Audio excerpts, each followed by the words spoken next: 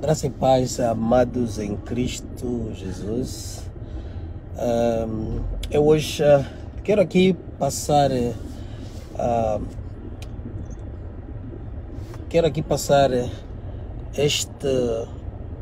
este tema aos amados, no sentido de podermos debatê-lo também. Eu por acaso já tenho, quem visitar a minha página de YouTube vai poder notar que eu já falei sobre esse aspecto. O tema é religião.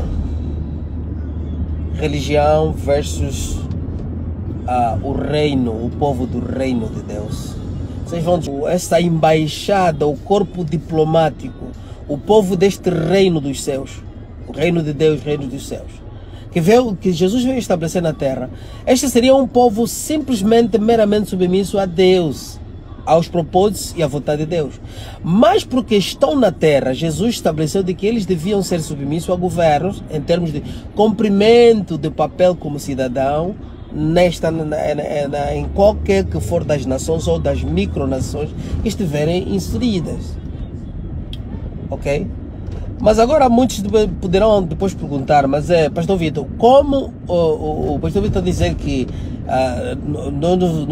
não pertencemos à religião e as instituições que nós pertencemos, a qual fizemos, vieram da onde? Como foram que nossos antepassados serviram a Deus e foram salvos? A verdade é bem clara. Nós, até aqui onde estamos, fomos praticamente produtos da religião. A religião é que nos ajudou a chegar a conhecer esta verdade que nós hoje conhecemos. Mas isso não quer dizer que uma mentira que esteja aí por 500, 1000 anos, 5000 anos, ela depois se transforma em verdade. Jamais ela vai se transformar em verdade. Porque nós temos que saber que a salvação individual e o evangelho do reino, Deus pregou para que cada alma fosse salva. Então Deus é misericordioso, Deus é longânimo. Ele permite com que essas coisas acontecessem. Aliás, a permissibilidade de Deus para que esta religião fosse formada hoje estivesse, é para que nós depois, nos finais do tempo, cheguemos ao conhecimento da verdade. Amém?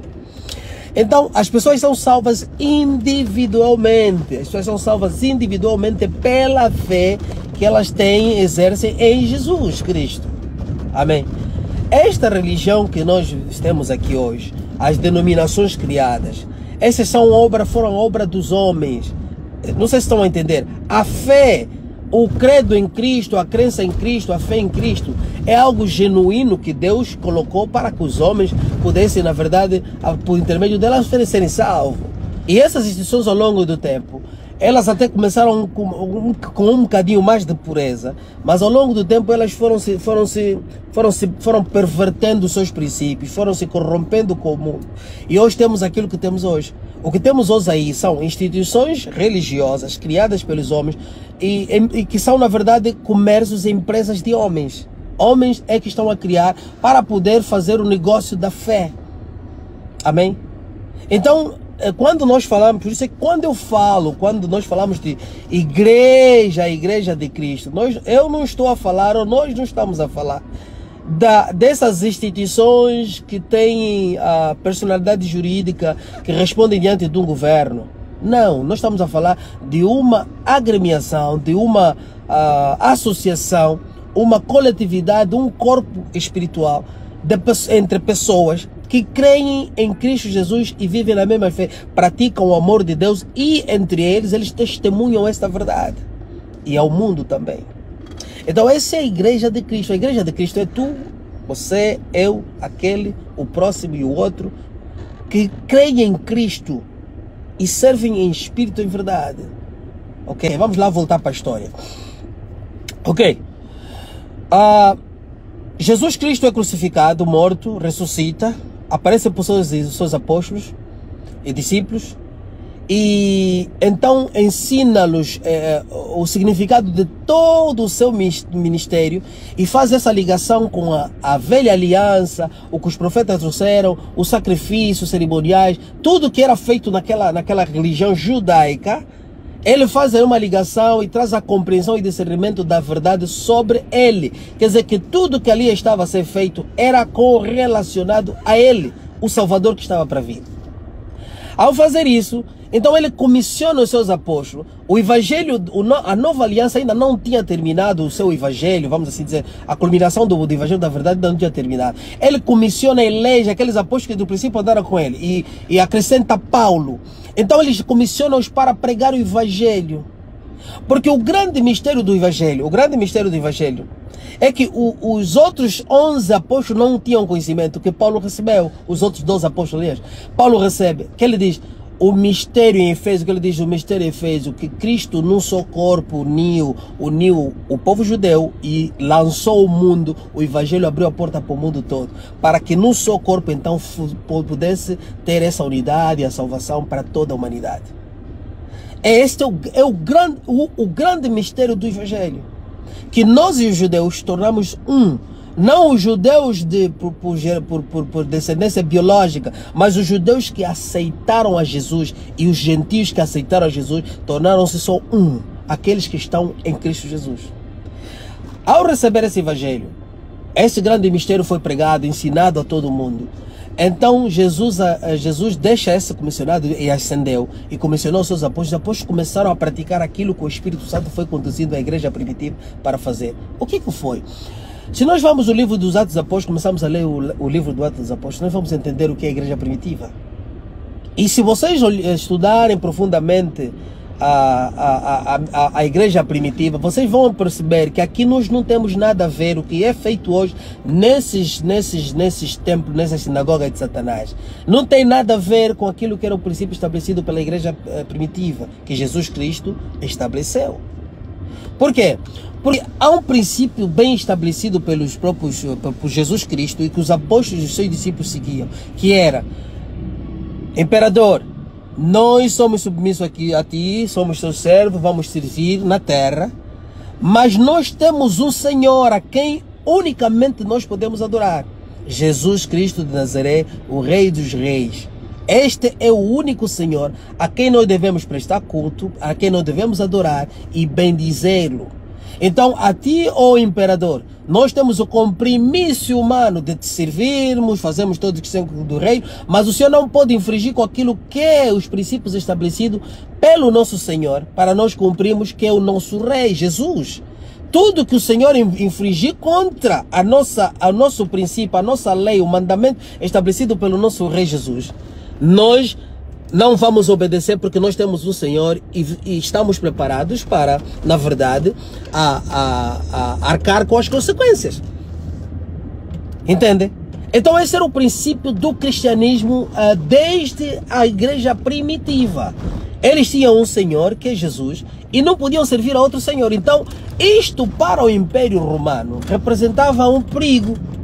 Era um perigo iminente. Por quê? Porque era o único povo que era tão obediente, fazia tudo, cumpria, porque vê que o apóstolo Paulo escreve: escravo, obedecer a vosso Senhor. Aliás, Pedro que escreve isso. Sejam submissos a vosso Senhor. E segundo os livros de história, ainda descrevem que o cristão, eles eram tão humildes, que ao ponto que os senhores que os maltratavam, eles prestavam, vamos assim dizer, no momento que eles estivessem doentes, o Senhor que os maltratava, eles não desejavam a morte desse senhor ou mal algum. Eles iam e oravam, e milagres aconteciam com relação a este Senhor que o maltratava, que no momento que ele estivesse doente, o fiel, o escravo, fosse orar para ele, Deus operava em curá-lo. E eles não, quer dizer, era algo que eles não estavam a compreender, e que estava saindo do controle daquilo que é a vontade de qualquer instituição humana, controlar a igreja. E a igreja, cada vez que era perseguida, mais ela crescia. Cada vez que era martirizada, mais ela crescia e multiplicava-se. Então eles começaram a ver que era um fenômeno incontrolável e que o império preocupou-se com isso. Então, eu diria que o diabo Satanás, por detrás de toda essa situação, ele manipula Constantino Por que eu digo que manipula Constantino? Se embora que muitos historiadores, muitos crentes religiosos não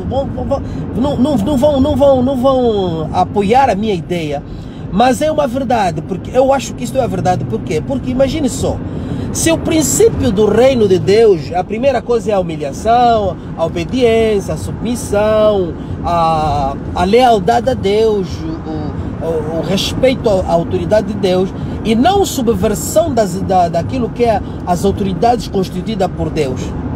Como é que Constantino, sendo ele um incauto e diz que Deus o tocou, ele chega e funda o cristianismo? Aliás, para que o cristianismo pudesse servir para ele, ele transforma a igreja, transforma aquela igreja, o cristianismo, em algo que pode se assemelhar à cultura, submetida à cultura, às vontades humanas, e adicionou outros amuletos para que tivesse uma igreja única. Na verdade, ele traz o paganismo, traz as outras crenças para dentro do cristianismo, para poder satisfazer então a sua vontade de dominar. E vê uma coisa, Constantino subverte as autoridades da igreja, que na verdade eram as autoridades já não apostólicas, mas eram discípulos dos apóstolos, muitos deles.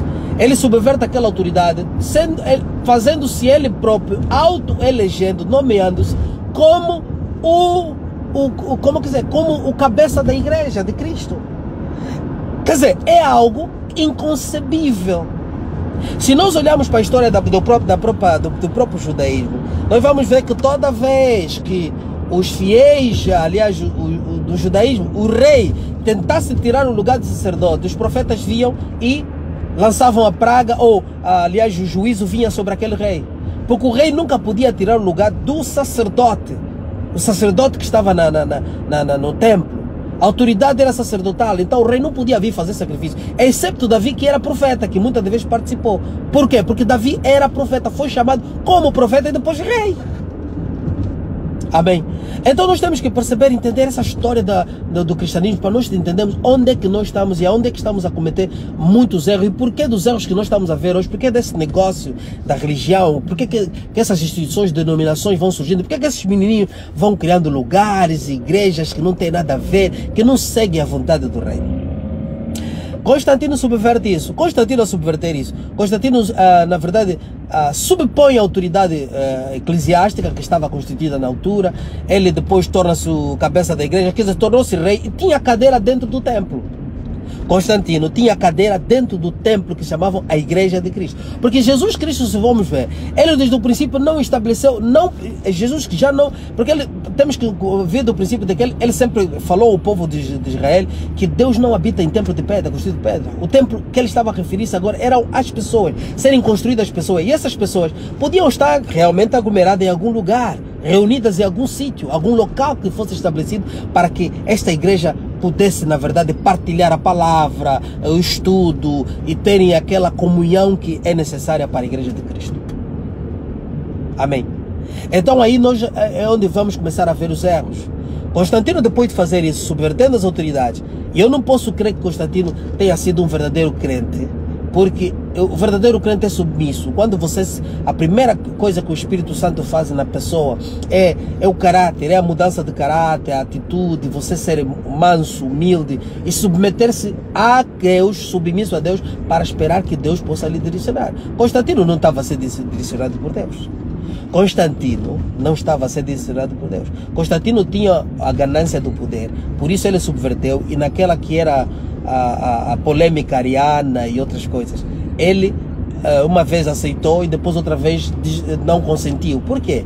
Por causa daquilo que era a cultura, unir a cultura, os hábitos, o costume e a política com a própria igreja. Foi aí que Constantino começou, estragou ou veio, na verdade, subverter os valores daquilo que é o povo do reino de Deus.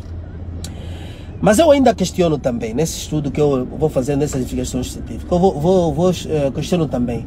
Eu não creio como filho de Deus, que diante daquilo que o Constantino estava fazendo, E apesar de que talvez muitos até do clero religioso podiam participar, mas apesar daquilo que o Constantino estava a fazer, eu não creio que os verdadeiros filhos do reino, muitos deles se aglomeraram nesse lugar. Eu creio que houve uma rebelião de muitos que ficaram de fora, secretamente fazendo, servindo a Deus, como sempre serviram. Porque o que mais os cristãos na era primitiva tinham, da igreja primitiva, era não submeter a qualquer autoridade. Não estamos a falar nas questões da vida social, humana, leis, não submeter a qualquer autoridade que tivesse que ser exaltada como Deus. O Evangelho de Deus não é um homem que se pega, diz que eu sou servo de Deus, quero fazer. Porque existem os espíritos do engano, existem os demônios,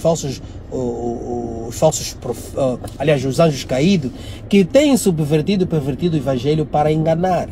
Então, muitos deles ouvem voz do diabo, e é o diabo que existe, porque se for de Deus, eles vão fazer isso que eu estou aqui a dizer, que é a verdadeira palavra de Deus. É o servo servir a Deus, entregar-se, doar-se. Ele não é o recipiente, ele é o doador. Ajudar a igreja de Cristo a crescer, o povo santo, aqueles que têm necessidade. Não haver exceção de pessoa. Não é porque você tem mais dinheiro, é bem tratado na igreja, aquele não. Não, é tratar todos em equidade, independentemente do que eles são, se são pobres, se são ricos. Amém. Então é essa a verdade do Evangelho de Cristo que nós devemos praticar. Então eu deixo...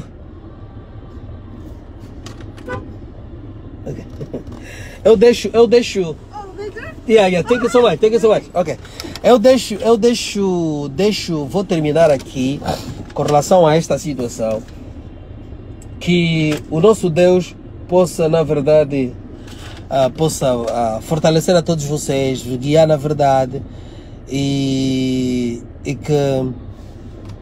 que vocês possam meditar e entender as Escrituras Sagradas. Porque o que eu estou aqui a passar, meus amados irmãos, é a pura verdade do Evangelho. Nós fomos enganados há muitos anos e não podemos continuar nisto. E a Bíblia Sagrada é bem clara em dizer o tempo de falta de sabedoria, de falta de conhecimento acabou. Quando vem a verdade, nós devemos agora, é que os nossos olhos têm que se abrir para a verdade do Evangelho. Então o Evangelho é este. Não acredites que esses lugares que estão constituídos aí, esses comércios, sejam a Igreja de Cristo. Nós até muitos estão a se reunir na fé, mas não é, a Igreja de Cristo não é. A Igreja de Cristo é você. A igreja começa contigo, é o povo santo. E esse povo é que naquele dia vai entrar no gozo de Deus. Vão entrar no reino do céu, porque no Mateus 26, que eu estou a dizer o 25, vocês vão notar que Jesus diz depois: entram no meu gozo, filhos amados. Por quê? Porque ele depois diz: porque vocês, quando eu tive fome, tive sede, me deram de comer, me deram de beber. Quando eu tive adoentado, foste me visitar. Quando tive enfermo, né, que ele fala. Amém. E tive preso, também me foste visitar. Então esta é a verdadeira palavra de Deus, amados irmãos. Eu vou terminar aqui na bendita Senhor, e espero que, meus amados irmãos, que isso tenha servido na verdade de algum auxílio para aquilo que é a meditação da palavra, o entendimento e a compreensão do Evangelho de Cristo. Não acredites que esses homens, muitos que estão ali, não digo todos, mas tem alguns que querem a verdade, mas a prática da religião é o grande erro que existe hoje neste chamado, no povo que veio, que está à procura da verdade, no povo que busca Deus. Por quê? Porque a religião não foi criada por Deus. A religião, vamos dizer, até o cristianismo, ou o povo do reino, os fiéis do reino, os súditos de Jesus, não estão aglomerados em religião. O cristianismo não pode ser uma religião, não é. O cristianismo é Deus operando na humanidade através do homem. Quer dizer que Deus sentou e o templo que existe somos nós. Então nós não podemos valorizar mais as paredes, mais a construção do lugar do que uma alma. O princípio, a prioridade estabelecida por Deus é a assistência aos necessitados. O que as nossas contribuições que demos é para ajudar os que precisam. Não é para estar a construir templos. Você até pode se construir, mas não precisam gastar milhões e milhões para ornamentar lugares. Aquilo é para criar uma impressão que é humana a nós. Aquilo é para satisfazer o desejo que nós próprios como pessoas temos. Então, amados, eu deixo-os aqui na bendita santa da paz do Senhor. Nós estamos a viver momentos finais, momentos de cumprimento da profecia de Cristo, e é preciso prestar muita atenção. Jesus está voltando, o mundo está caminhando de mal a pior, e ele não vai melhorar.